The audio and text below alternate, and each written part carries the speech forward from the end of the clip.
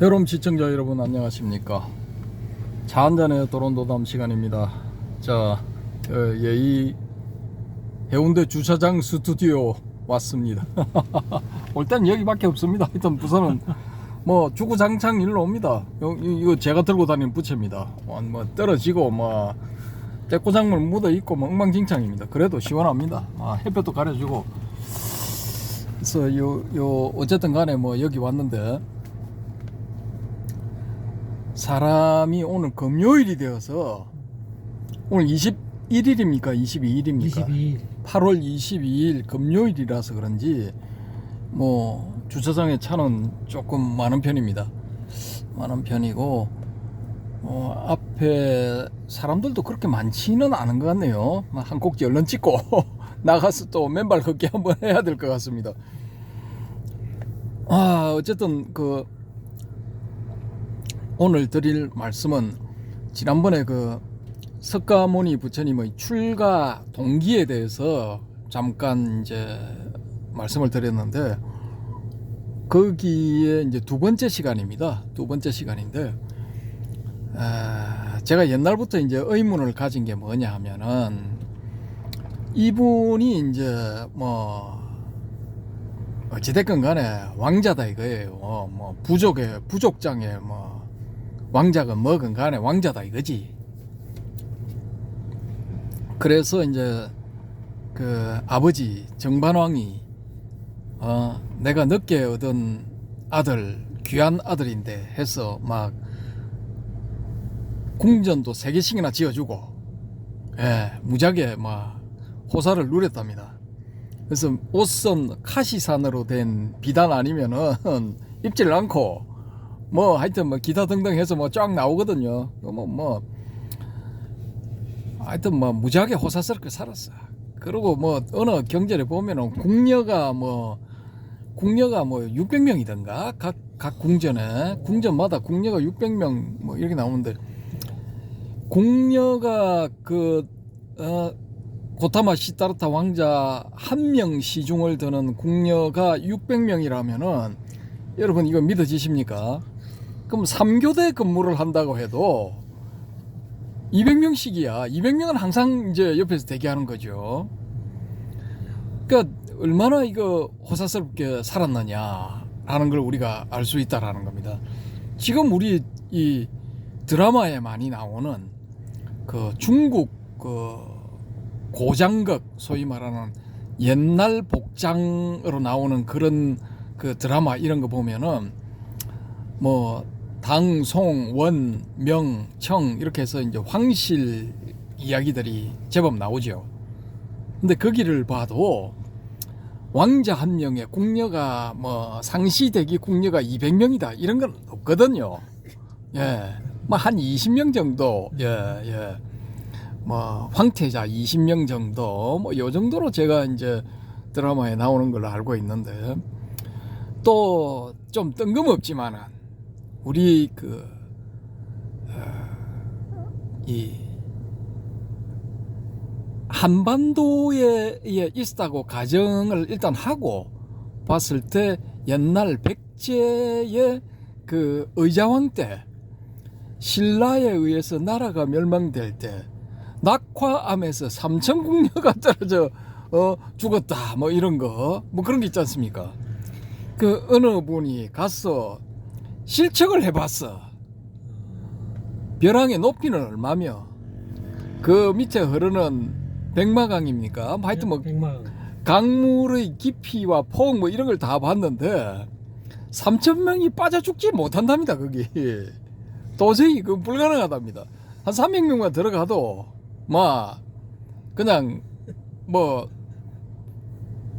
이 강물이 떨어지는 게 아니고 사람이 떨어질 정도, 뭐 그 정도랍니다.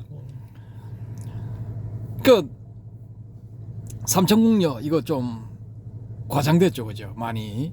근데 삼천궁녀가 과장이 아니고 진짜라 이렇게 가정을 해봤을 때는 뭐 이게 좀 앞뒤가 맞게 하려면은 뭐 번호표를 다 가지고 1번이 떨어져서 뭐 좀 떠내려가는 시간을 주고 2번이 떨어질 때 한 1분 있다가 떨어지고, 그래서 강물에 다 줄줄이 다 떠내려가는 거예요.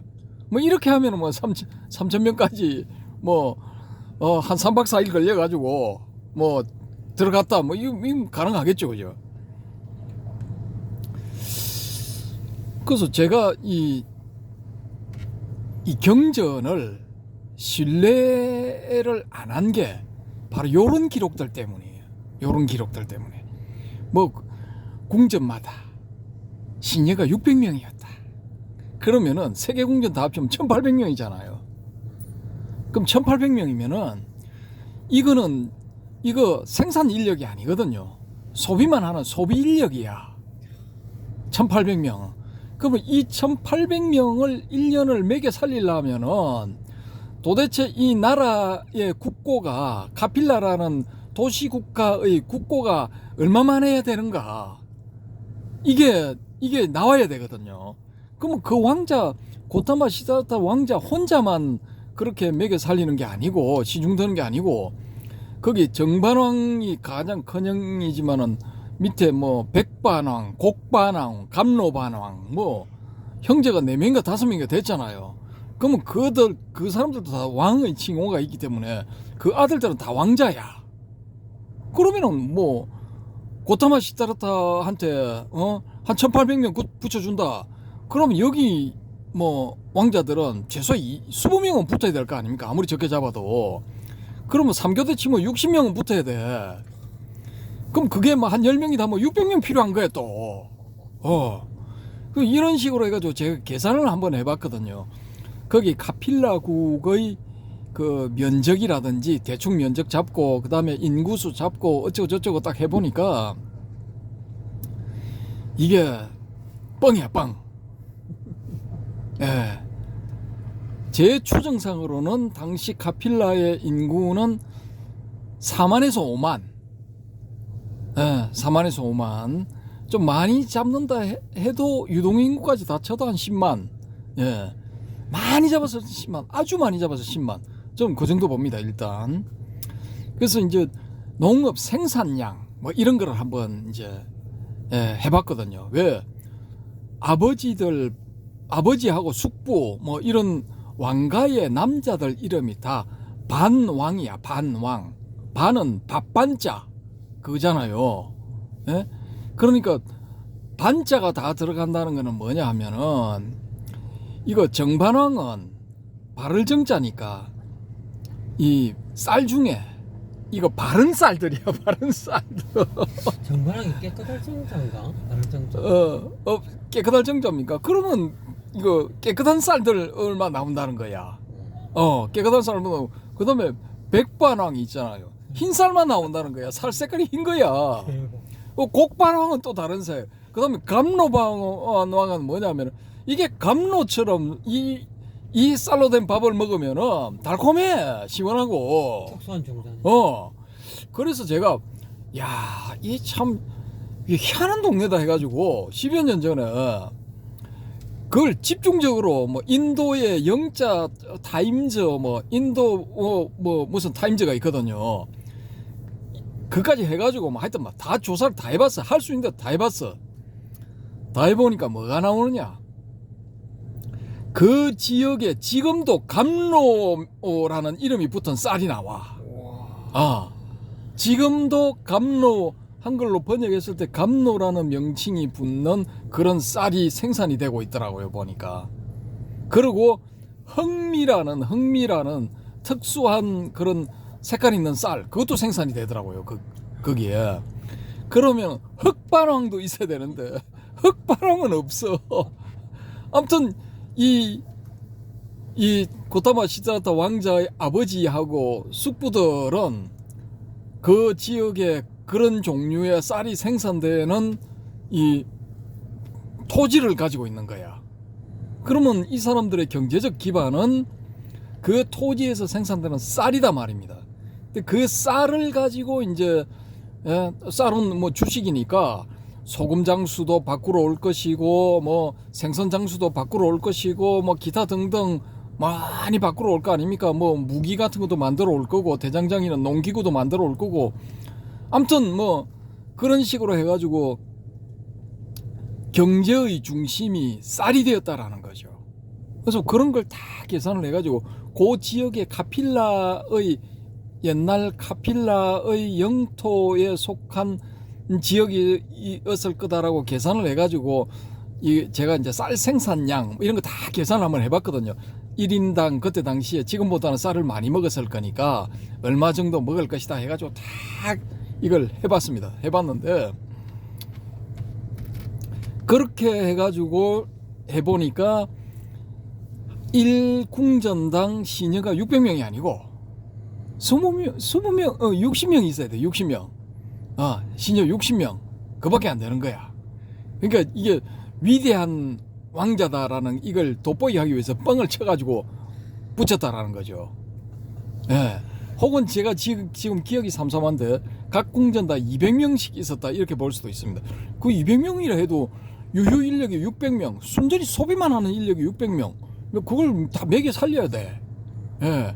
이 정반왕 자기 아버지가 다 먹여 살려야 돼. 숙부들 입장에서 봤을 때는 아니 꼽지. 아니 지 아들만 뭐 금태 둘렀나? 뭐 이런 나올 수가 있잖아요. 거기에 초창기에 여기 뭐 한 6년인가 7년 뒤에 자기 고향에 갔다 뭐 그런 설도 있는데 아무튼 그때 사촌 형제들이 많이 출가를 하거든요. 다 숙부의 아들들이야. 그럼 왕자들이야. 왕자들이 출가한 거죠. 아무튼 이 카필라국의 크샤트리아 이 지배계층들은 자기네들 혈통에 대해서 남다른 자부심이 있었거든요. 주변에 바로 이제 자기들의 이제 종주국이라 할 수 있는 그 코살라의 왕이 그래 석가모니도 이 종족에서 나오고 옛날부터 그래 참 이거 혈통이 좋다고 하니까 내가 당신들 그 공주 중에서 한 명을 골라서 내 두 번째 부인을 삼아야 되겠어. 뭐 이렇게 했는데 회의 끝에 저런 개똥상놈한테 우리 공주를 줄 수 없다 해가지고 석가족, 샤카족 출신의 그 고위직 뭐 왕족 한 명 하고 그 허드렛 일 하는 시녀 비슷한 그런 다른 종족의 여자 사이에서 난 딸을 이 공주처럼 꾸며가지고 보내잖아요. 그 왕자가 나중에 그 사실을 알고 난 다음에 그러고 그 사실을 알게 된 동기가 외갓집에 놀러간다 해가지고 갔는데 거기서 허드렛 일을 하는 사람이 청소하는 사람이 자기를 보고 천한 놈의 자식이 여기 와가지고 천방지축 날뛰고 있구나 뭐 이런 식의 이 꾸중을 했다 하거든요. 그러니까 그 여자는 맡은 직분이 청소하는 직분이라 할지라도 정통 샤카 크샤트리아 출신이었을 가능성이 높거든요. 그러니까 이 샤카족은 종족 전체가 크샤트리아야. 그러니까 자기 이들 혈통에 대한 자부심이 대단했다라는 겁니다. 아무튼 그때 모욕을 당한 왕자가 7살인가 그런데 그걸 새겨두었다가 집에 가서 자기 엄마한테 묻고 큰 다음에 자기 엄마한테 묻고 뭐 어쩌고 저쩌고 해가지고 사실 다 알아버린 거야. 알고 난 다음에 어떻게 하느냐, 자기 아버지를 모살을 해. 유명한 장군을 꼬드겨가지고 아버지를 살해해버린다고. 그렇게 살해하려니까 이 왕이 도망을 가버린 거야. 도망을 갔는데 어디로 도망을 갔냐, 마가다국의 수도 라자그리아 왕사성으로 도망갔어. 왜? 왕사성 왕이 자기 사위거든. 그래 그걸로 도망갔어. 그리고 이제 뭐 일부러 안 열어줬는지 모르고 안 열어줬는지 밤새도록 기다리다가 거기서 뭐 배고파 죽었다든가 뭐 얼어 죽었다든가 하여튼 사망했거든요. 근데 그때 쫓겨나 아버지 쫓아내고 자기가 이제 왕이 돼서 쿠데타를 해서 왕 된 거죠. 그 쿠데타에서 왕 되고 난 다음에 원래 첫 번째 부인의 아들이 있었는데 그 아들이 누구냐, 제타테자야.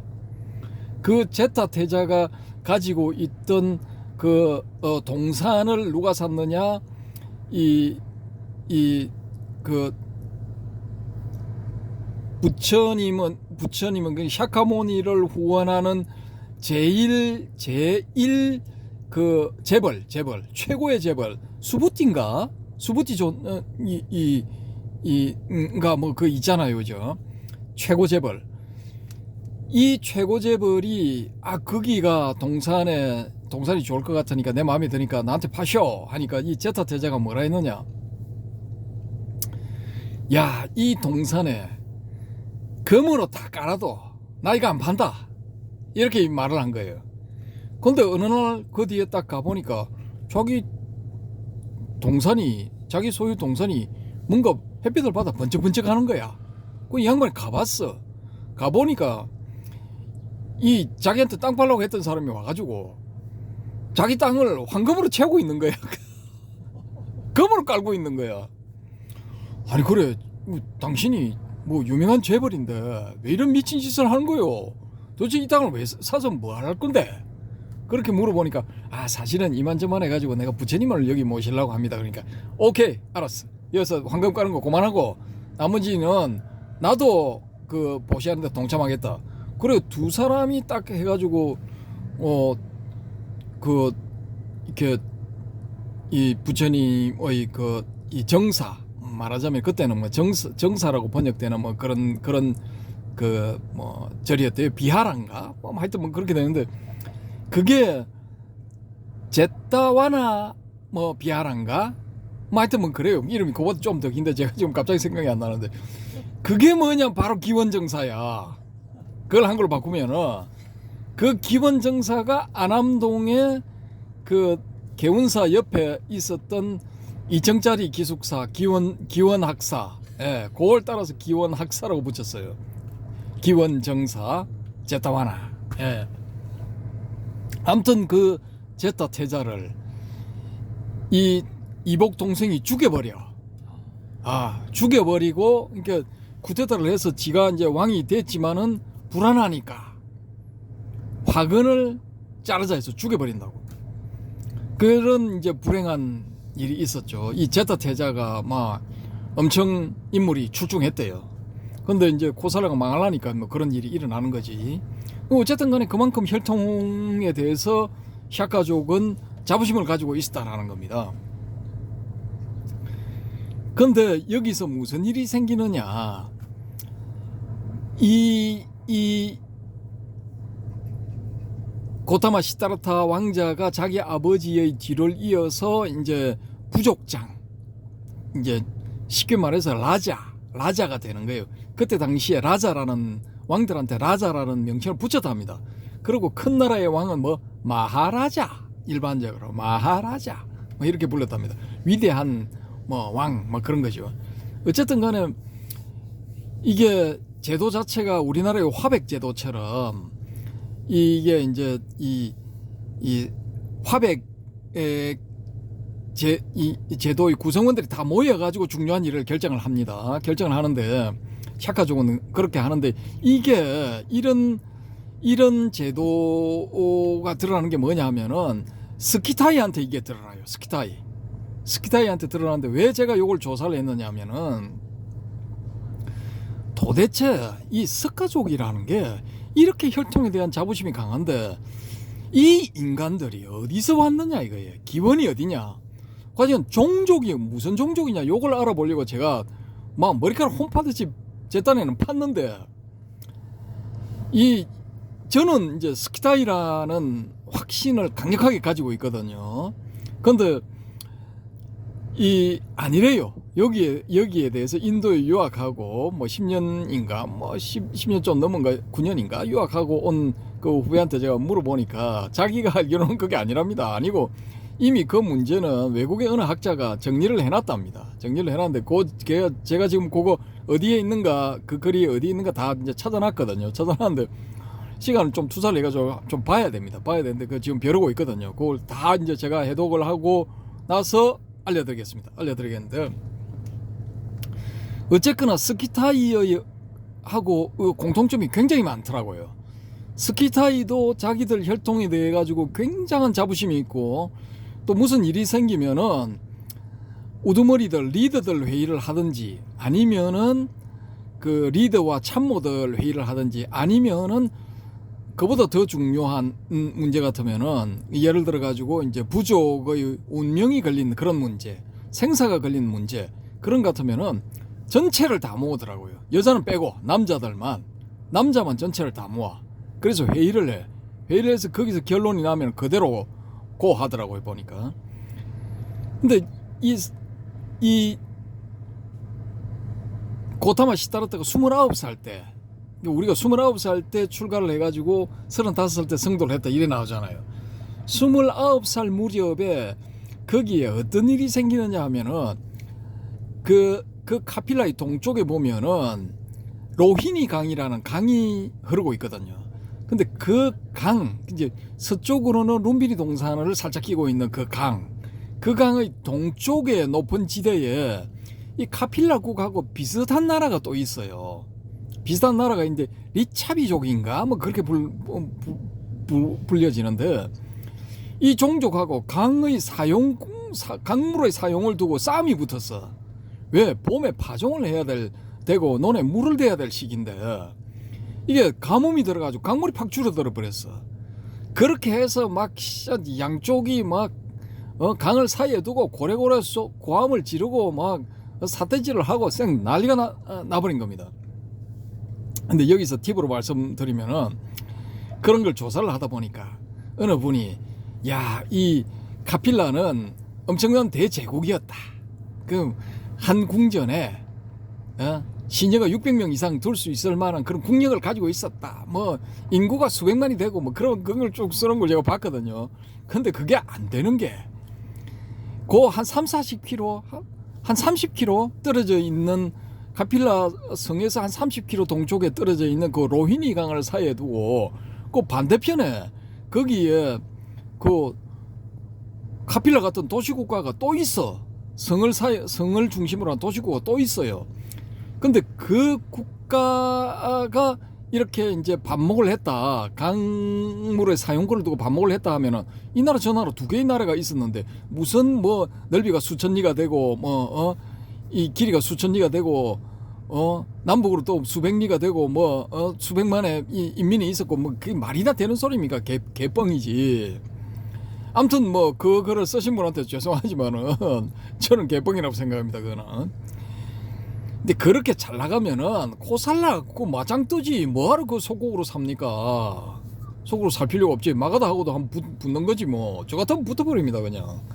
근데 우야던동 그 강물을 사이에 두고 막 할 말 못할 말 다 나온 거야. 왜? 물을 누가 사용하느냐에 따라 가지고 물을 사용하는 쪽은 그 먹고 사는데 지장이 없고 물을 사용하지 못하는 쪽은 굶어야 돼. 이거 예? 쌀 재고가 없으면 굶어야 돼. 4만 명이든 뭐 5만 명이든 굶어야 되는 거야. 그럼 이쪽에 동쪽에도 뭐 비슷하겠죠. 한 4, 5만 명 되겠죠. 그쪽 동네도. 근데 이쪽 두 왕가의 위로 올라가면 한 3, 4대 올라가면은 조상이 똑같아. 할배가 같은가 정조 할배가 같은가 그래요. 그러니까 4촌 내지 6촌 혹은 8촌 사이에 이 싸움이 붙어버린 거야. 근데 왕가는 이 다 샤카족인데 밑에 그 지역에 있었던 그 지역 토착민들 있잖아요. 그 토착민들은 또 입장이 달라.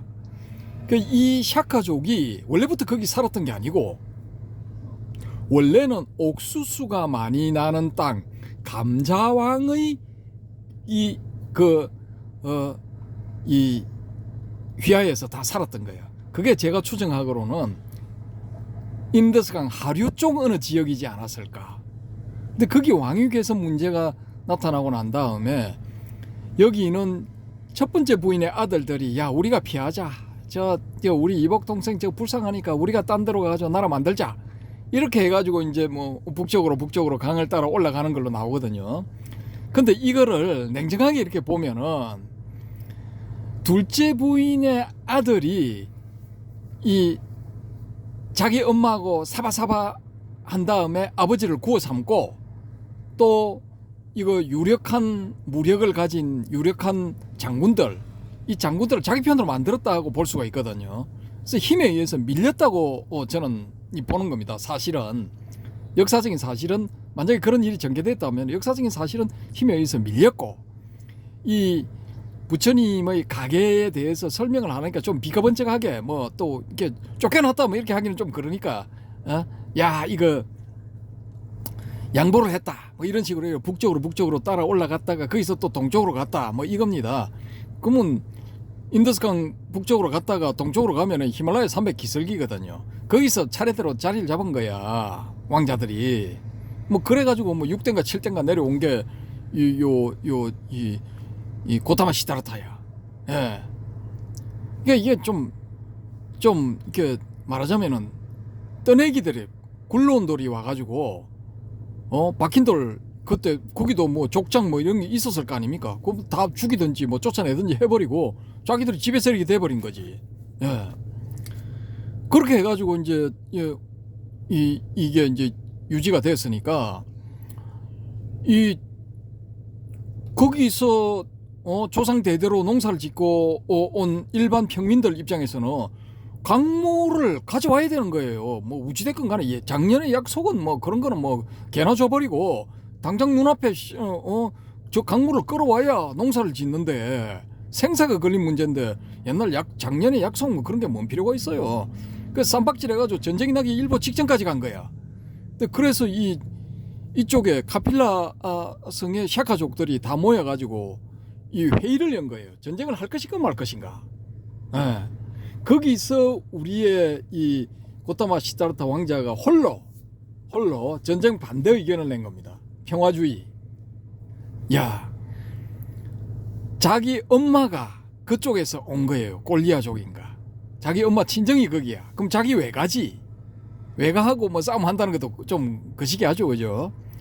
그러고 또 원래부터 태생이 이 사람은 평화주의자야. 뭐 용맹하고 막 무술을 뭐 얼마나 잘했으면은 이 샤카무니 이불이 입적할 때 당시 인도의 10대 고수인가 하는 사람이 찾아왔답니다. 찾아와가지고 문상을 하고 갔다. 뭐 그런 뭐 얼토당토 하는 것처럼 보이는 기록도 있는데. 아무튼 뭐 그랬을 수도 있습니다. 용맹하고 뭐 무예에 능했다. 뭐 이랬을 수도 있다라는 거죠. 그래서 이제 왕자가 싸움이 벌어지게 되면은 가장 선두에 서서 싸워야 될 용맹무상함을 뽐내야 될 왕자가 반대를 하니까 사람들이 뭐 제가 갑자기 왜 저러지? 뭐 이렇게 돼버린 거죠. 근데 여기서 이제 이 고타마 시다르타가 자기의 지론을 펴는 겁니다. 쫙뭐 이렇게 저렇게 해가지고 우리 그슬 녹으면 다 한 핏줄인데 이거 싸우면 골육상잔이다. 그리고 서로 뭐 조금씩 양보해가지고 하다 보면은 좋은 방법이 찾아질 수도 있을 거다. 그래서 대화로서 풀자 뭐 이런 겁니다. 근데 다른 이거 족장들, 그 숙부들, 뭐 또 사촌들 뭐 절대 반대야. 아이씨 싸우자. 아니 저것들 우리의 생명이 걸린 문제인데 왜 우리가 저것들한테 양보해야 되는데 같은 핏줄이가 나버리고 그거 다 필요 없어. 그거 다 개소리야. 우린 싸울 거야. 뭐 이래 된 겁니다. 근데 여기서 요 고타마 시다르타 왕자의 아버지 정반왕은 참여를 못합니다. 왜? 이거 배제 원칙이 있어. 배제 원칙. 요 그날 열렸던 회의에서는 강물의 사용권에 대해서 전쟁을 할 건가 말 건가 이 이야기가 쫙 나왔을 때 홀로 반대한 게 이 고타마 시다르타 왕자였고, 그러면은 우리 전체 회의를 열어서 결정하자 해서 회의를 열었기 때문에 사건 당사자의 아빠는 참여할 수 없어. 이렇게 돼버린 겁니다. 그래서 자기 아버지 정반왕은 배제되고 나머지들 다 모여가지고 하는데 전부 다 싸우자 쪽이고 혼자 반대야. 그래서 이 고타마 시다르타 그러면 좋다 해서 내놓은 제안이 뭐냐? 야, 내가 왕자 자리를 내놓고 파리브라자카가 돼서 이 방랑하는 수행성, 유랑성이 돼서 출가를 하겠다. 사문이 되겠다. 슈라마나가 되겠다. 나 떠나겠다. 요렇게 제안을 한 겁니다. 그러면은 이 숙부 그다음에 사촌들 입장에서는 솔직한 제안이죠. 왕위 괴성 1위권자가 왕위를 포기하고 출가를 해서 사문이 되겠다고. 아, 이거 괜찮네, 땡기네, 뭐 이래 되는 거죠. 자기들 중에 한 명이 왕이 될 수 있으니까. 왜냐, 정반왕 40의 아들을 얻었으니까 29이면 이미 정반왕 70 다 된 거죠. 그러니까 옛날에 70이면 엄청 장수한 거 아닙니까? 그러니까 뭐 간당간당 할 수 있으니까 뭐 내가 좀 있으면 왕 되겠네, 뭐 이런 생각을 품은 사람들 제법 있겠죠. 요렇게 해서 이제 자의반 타의반으로 출가를 하게 됐다라는 겁니다. 등대 밀려서. 등대 밀려서. 그러니까 자기 왕위를 포기하고 그 대신 여러분 평화롭게 지내세요, 뭐 이겁니다. 전쟁하지 마세요, 뭐 이거였죠. 그럼 뭐 값어치 있는 교환이긴 해도 개인의 입장에서 봤을 때는 뭐 우리가 익히 알고 있던 7살 때 새가 날아와서 농경제 때 새가 날아와서 그 쟁기 끝에 뒤집어진 흙 속에 나오는 그 벌레를 새가 날아와서 쪼아 먹는 걸 보고 삶의 회의, 인생 무상, 인생은 왜 이렇게 괴로운 걸까? 뭐 저런 걸 내가 왜 봐야 되나? 꼭 저렇게 약육강식의 세계가 펼쳐져야 되나? 뭐 세상이란 이런 것인가 해서 명상에 들었다. 뭐 초선정에 들었다. 저는 개소리라고 봅니다. 개뿔. 그런 일은 일어날 수 없습니다. 저도 7살 무렵에 그런 비슷한 생각을 했어요. 어떤 생각을 했느냐? 야, 이 세상이 이게 좀 웃긴다. 이 세상이 왜 만들어졌는지 난 모르겠다. 근데 이 세상이 뭐 이게 사람들이 뭐 이렇게 뭐 살아가는 거 뭐 보고 뭐 부모님, 할머니 뭐 이거 보니까 야, 이 좀 거시기하다. 좀 웃기는데 그때 제가 갑자기 뭔 생각을 했느냐 하면은 그때 그 작은 방 골방 그 집 아직도 있어요. 예, 아직도 있는데 이제 정축을 해가지고 좀 이제 그때는 단층이었는데 2층으로 올라갔죠. 그 조그마한 할머니 방에서 할머니 뭐 고모 댁에 막 가시고 했을 때 제가 혼자서 그 언덕 쪽 그 창문이 조그마한 게 하나 나 있었는데 그걸 바라보면서 이런 생각을 했어. 그때 제가 왜 그런 생각을 했는지 모르겠는데 야, 우리 이 세상이 우리와 같은 어떤 사람의 머릿속이지 않을까 그런 생각을 했거든요. 뜬금없이. 그러니까 그런 생각을 할 수 있어도 7살짜리가 와, 인생 무상 삶의 회의, 이 세상은 이게 고통의 연속이구나. 강한 것이 약한 것을 잡아먹는 그런 세상이구나. 왜 세상은 이래야 될까? 이런 식의 사색을 하지 않았을 거다라는 거죠.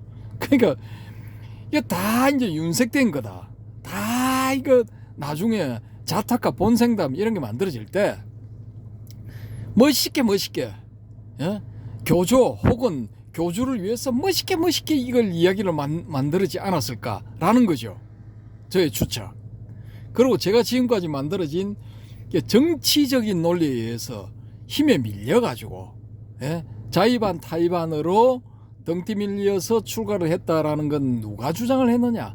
암베드카르라고 독립 인도의 초대 법무장관이 있습니다. 암베드카르. 이 사람이 프랑스인가 영국에 가서 이제 유학을 해서 뭐 박사학위도 거기서 받아왔는가 했던 유명한 사람인데 이 사람이 출신 계급이 뭐냐? 뭐겠습니까, 여러분님?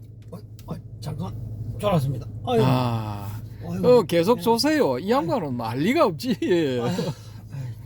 아이고 잠깐 좀. 그 암베드카르라는 사람이 박사이고 뭐 인도의 초대 법무장관이고 인도 헌법의 기초를 세운 사람이고 그런데 이 사람이 소위 말하는 인도의 최하층 계급인 수드라 출신이에요. 수드라 출신으로서 이 초대 인도 독립 시기에 맹활약을 했던 사람이 써놓은 그 저서가 있습니다. 저서. 근데 요것도 이제 우리 독자님들은 야, 그것도 소설로 볼 수 있는 거 아니냐? 그래, 볼 수 있습니다. 그 암베드카르라고 쳐서 영어로 되어 있는 저서를 쭉 들어가 보시면은 그 나옵니다. 어떻게 찾을 수가 있느냐? 미국 야후에 들어가십시오. 야후에 들어가셔가지고 암베드카르 그 이름을 영어로 된 이름을 딱 집어넣으면은 쫙 뜹니다. 기록이 뜨는데 그 중에서 이렇게 찾다 보면은 저서가 딱 나오는데 그 저서 중에 하나를 딱 누르면은 요 내용을 담고 있는 책이 있습니다. 책이 있는데 저는 이 사람의 추정이 더 신빙성이 있다라는 거죠. 사문유관보다. 예, 마지막 북문으로 나가 보니까 야, 사문이 지나가는데 마음이 뭐 무지하게 평화로워 보이고 얼굴이 평온하고 빛이 나더라. 막 그래서 당신 뭐 하는 사람이요? 물어보니까 나 슈라마나요. 근데 슈라마나요 또 안 했을 겁니다. 나 파리브라자카요 뭐 이렇게 했을 거라고요.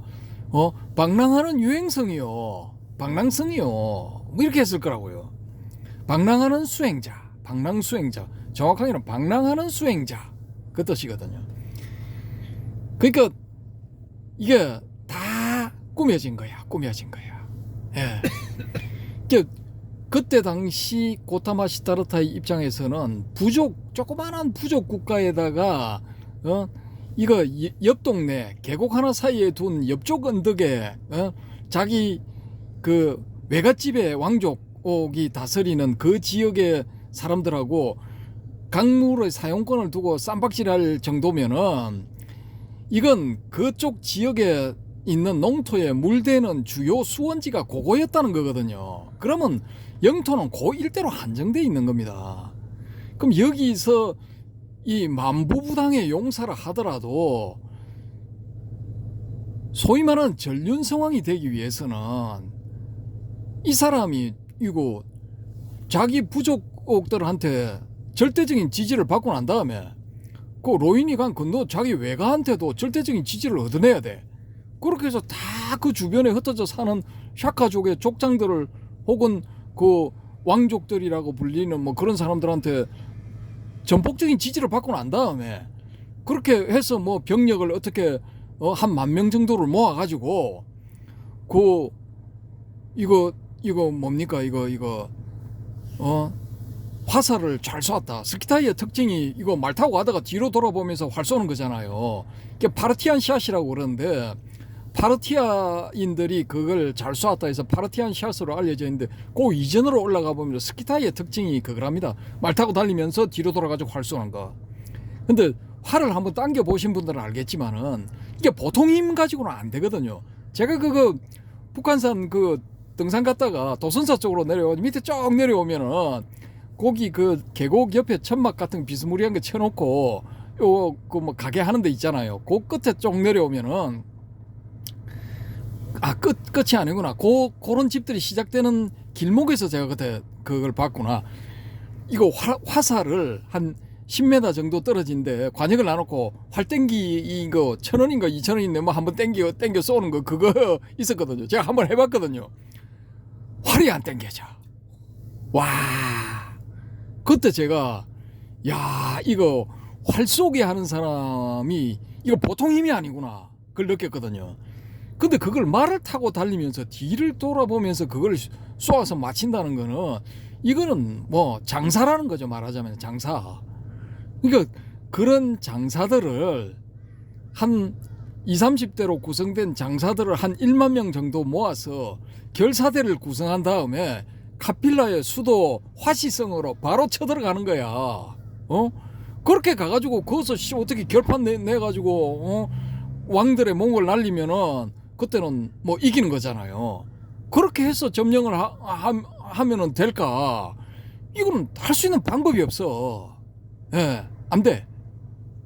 제가 카필라국의 전 인구를 10만으로 보고 이거 15살에서부터 55살까지 사람들을 전부 병력으로 편제한다라고 이렇게 가정을 해봤을 때 남녀가 있으니까 최대한으로 잡아서 한 4만 명 잡겠더라고요. 4만 명.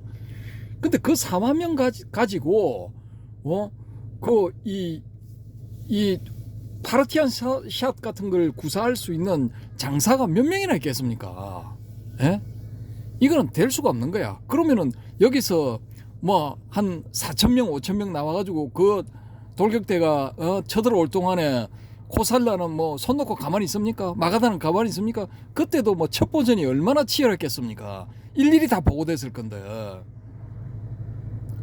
그럼 저쪽에서 딱 뭐 반란 일으키는 조짐이 있다 하면 여 대비하는 거야. 그럼 쳐들어온다 하면 여기는 저쪽에서 4,000명 쳐들어온다면 요 10만 명 딱 모아가지고 대비를 하는데 그게 되겠습니까? 그게 무슨 뭐 옛날에 그 정강의 토목보의 변입니까? 그 북송 송나라 초기에 저 뭐 초기는 아니겠네, 한 100년쯤 지났을 때 다 모아가지고 뭐 어중이 떠중이 뭐 송나라 군대 본진하고 기타 등등 뭐 다 모아가지고 몇십만인가 됐잖아요. 10만이 넘었나. 근데 이거 금나라 1만한테 깨졌나 뭐 개박살 났잖아요. 근데 그런 거하고는 상황이 달랐거든요. 그때는 여기 코살라하고 마가다는 정예병이야.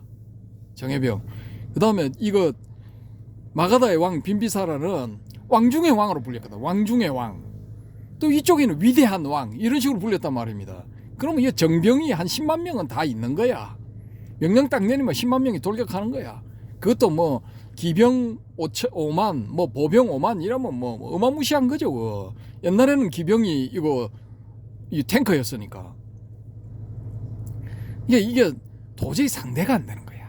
그러면은 와, 나의 대를 이을 왕자가 태어났다. 아시타 선인이 와가지고 차크라바라딘 전륜성왕이 되든지 붓다가 될 것이다 이렇게 예언을 했다. 그런데 저는 그것도 뭐 아니라고 보거든요.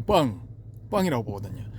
아시타 선인이 죽을 때 다 된 사람이 80인가 90인가 100살 된 사람이 그거 왜 내려와? 산에서 왜 내려와? 에? 아니 뭐 자기 그거를 보내도 되지. 근데 무슨 뭐 장차 붓다 아니면은 전륜성이 될 위대한 아기를 자기 눈으로 직접 보겠다 뭐 그랬을 수도 있겠죠. 그런데 문제는 뭐냐면은 차크라바라딘이 되려면 아까 제가 말씀드린 것처럼 그런 식으로 부족 혹은 종족 전체와 그 토착민들의 목숨을 다 걸어야 돼. 예. 그러면 반란 이렇게 실패하면 그 싸그리 이게 평탄화 작업이 들어가는 거예요. 그 실제로 이제 저거를 속여가지고 샤카족의 공주가 아닌데 이제 반만 샤카족이고 반은 이제 소위 말하는 비천한 혈통이었는데 그 혈통을 띤 그 코살라 왕의 프라세네짓 왕의 아들이 나중에 이 5만 명의 정병을 이끌고 가가지고 카필라를 이렇게 멸해버리잖아요. 멸해버릴 때 몰살시켜버리거든. 싸그리 다 죽여버려요. 그러니까 그런 상황이기 때문에 여기서 어떻게 전륜성왕이 될 가능성은 1% 미만이야. 제가 봤을 때는 그냥 제로야. 0%야. 그게 되려면은 이거 마가도국의 빈비사라 왕도 뭐 멍청한 놈이고 요 코살레의 프라세나짓 왕도 멍청한 놈이라 해야 돼. 근데 아니에요. 이 두 사람 다 똑똑하고 이 신하들 장군들의 충성도가 높았던 그런 왕들이거든요. 그리고 당시 16대국이라고 그 인더스 겐지스 강 유역에 16개의 나라가 있는데 카필라는 거기 이름도 못 올려요. 근데 어떻게 거기서 전륜성왕이 나와? 예. 뭐 나올 수는 있겠죠. 근데 가능성이 희박해. 거의 없어. 뭐 금나라 시조 아골타. 그다음에 또 뭐 이 요나라 시조 야유라보기. 또 이거 뭐야? 나중에 청나라의 시조 누구 있잖아요. 누구지? 갑자기 생각 안 나네.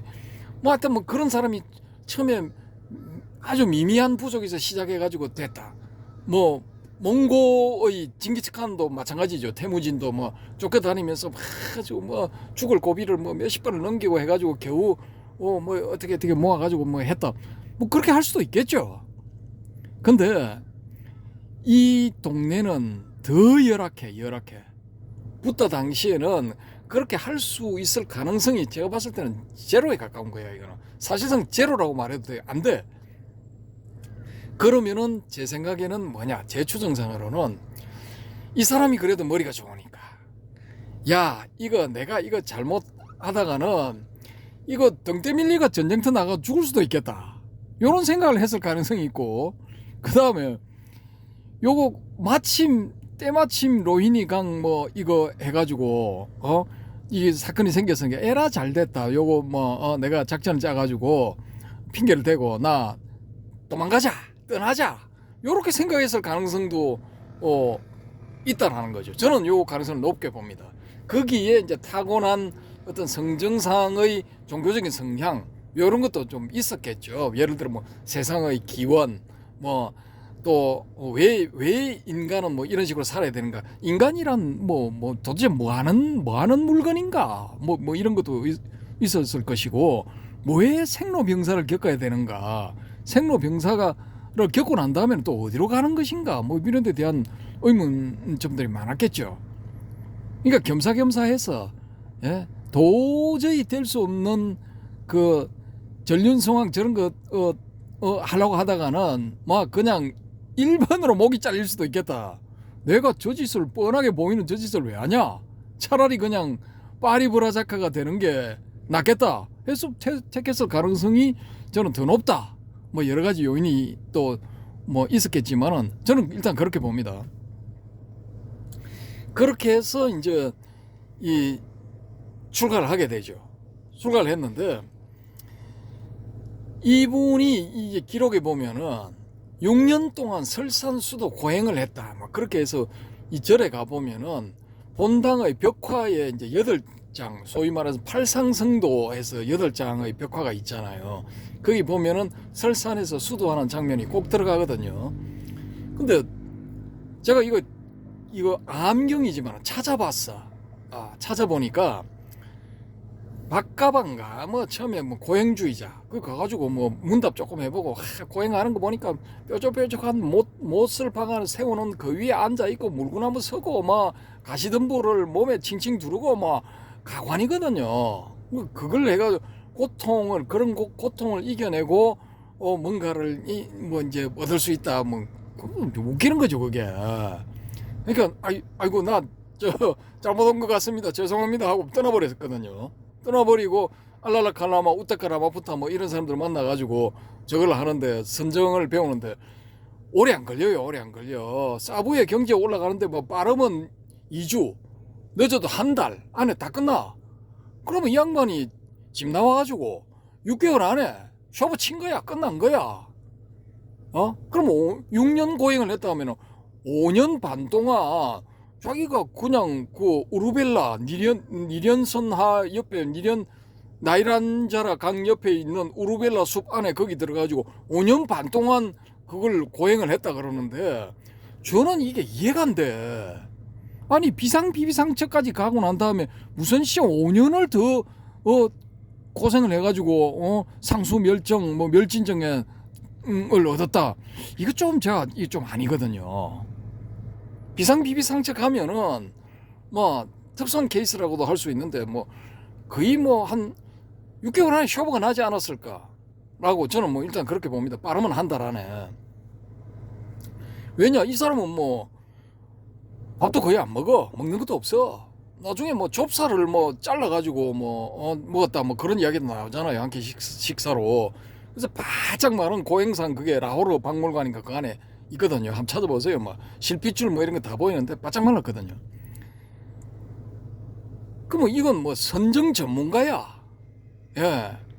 비상비비상처에 들어가서 자기 사부보다 더한 깊이로 들어갔다 하면은 뭐 쉽게 저는 멸진정에 도달한다고 봐요. 그럼 그 기간을 1년으로 잡았을 때 5년 동안 어디서 뭐 했냐 이거 나오는 거예요. 도대체 5년 동안 어디서 뭘 했냐 이거 엄청나게 저는 궁금했는데 사람들은 그거 궁금 안 한가 봐. 6년 동안 설상 고행했다니까 막 했겠지 하고 넘어가는 거예요. 야, 그러니까 세뇌야 세뇌. 불교 신자들도 알게 모르게 뭐 엄청난 세뇌를 당하는 거야. 그래서 제가 지금 벌써 시간이 45분 다 돼가는데 요 5년 동안 어디서 뭘 했을까? 여기에 대한 저의 재밌는 추정은 다음 시간에 들려드리도록 하겠습니다. 예, 요 진짜 상당히 재밌거든요. 요걸 가지고 제가 책을 한 권 썼어. 그 책도 이제 보여드리고 그 예전에 그 해오롬님이 등록한 10년 전인가 등록한 그 타오라는 출판사 거기서 그 책을 냈는데 하여튼 책도 가관입니다. 보시면 알아. 뭐 하여튼 뭐 흑백으로 돼 가지고 막 희쭈구리한 그런 책입니다. 그 보시면 알아. 다음 시간에는 그걸 가지고 스카모니의 잃어버린 5년 여기에 대해서 제가 이 썰을 또 한번 풀어드리도록 하겠습니다. 일단 이 이번 강의 이 출가에 얽힌 이런 두 번째 이야기 여기서 마치도록 하겠습니다. 감사합니다.